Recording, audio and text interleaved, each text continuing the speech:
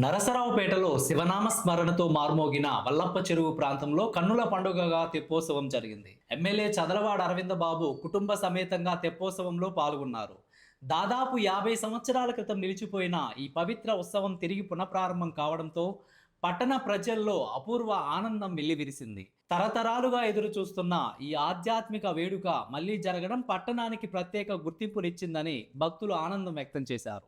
శివాలయం నుంచి స్వామివారి ఉత్సవ విగ్రహాలతో ప్రారంభమైన నగరోత్సవం మంగళ వాయిద్యాలు, హరహర మహాదేవ నినాదాల మధ్య కన్నుల పండుగగా సాగింది.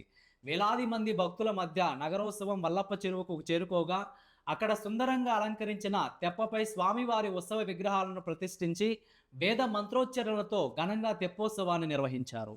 చెరువు పరిసరాలు దీపకాంతులతో భక్తులను ఆకట్టుకున్నాయి. 50 ఏళ్ల తర్వాత తెప్పోత్సవాన్ని తిరిగి ప్రారంభించేందుకు అవసరమైన ప్రభుత్వ అనుమతులు, శాఖల సమన్వయం, నిధుల సమీకరణలో ప్రత్యేక చొరవ తీసుకొని కృషి చేసినందుకు పట్టణ ప్రజలు ఎమ్మెల్యేకు కృతజ్ఞతలు తెలిపారు. ఈ చారిత్రక ఉత్సవాన్ని శాశ్వతంగా కొనసాగించేలా చర్యలు తీసుకుంటామని ఎమ్మెల్యే తెలిపారు. నరసరావుపేట పట్టణంతో పాటు చుట్టుప్రక్కల గ్రామాల నుంచి భారీ సంఖ్యలో భక్తులు తరలి రావడంతో ఉత్సవ ప్రాంగణం కిక్కిరిసిపోయింది.